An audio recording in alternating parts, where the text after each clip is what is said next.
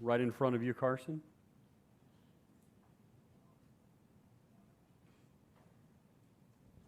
Dan Tortora, wakeupcalldt.com. Carson, just what you can say about why the transfer portal when you had different roads you could have taken, and why Miami ultimately reflecting on that hindsight 2020.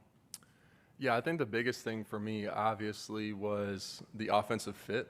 As a quarterback, the OC, the scheme, the talent and guys that you're going to have around you is huge to the success and ultimately the future, of a quarterback, but of me, right? And this is my future, and I think that this decision is one of the better decisions I've made. And since I've been here in January and, developing the relationships and building the chemistry between me, the wide receivers, the running backs, the tight ends, the O-line, and just trying to develop, those relationships and that camaraderie, it's just reinforced my decision in a positive way.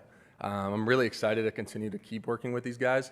Obviously, the spring, it was a little slow for me. I try to take more of a coaching role, a coaching aspect, being behind every single play, trying to help the other quarterbacks that were in there getting reps, picking out one singular receiver at practice and watching every single one of his reps, and then going in and watching the film with him after, right, and teaching him certain things, certain intricacies and routes and concepts, and trying to teach everybody the way I see the game, right, so that we're all on the same page. But, ultimately the decision I feel like has really paid off, and this offseason has been really good and full of really good work.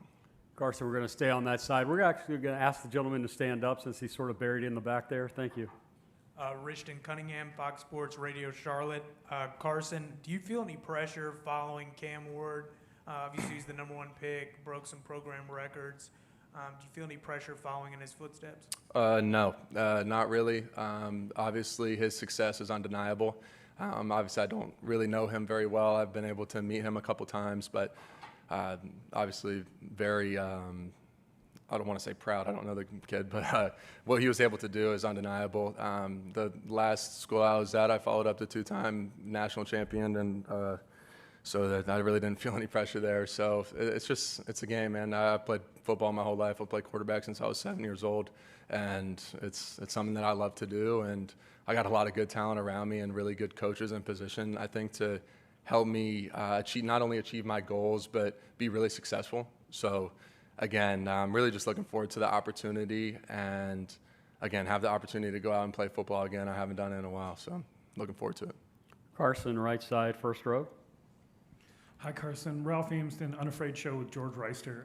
You have had some success against ACC defenses in your career. 4-0, 10 touchdowns, 1 interception.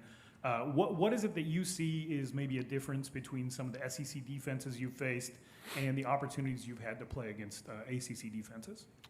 Football is football at the end of the day, and I think from team to team, you're gonna get different, defensive coordinators with different philosophies, right? I don't think it's as much of a ACC versus SEC thing. I think it's just a team-to-team thing. South Carolina is going to look different than Duke, as Wake Forest is going to look different than Washington State or Oregon, right? I'm just naming random teams right now, but I think it's more of a defensive coordinator philosophy thing. And, game to game, we will watch that film and ultimately put together a good plan that we think will be successful against that, and then go out on the field and hopefully execute that.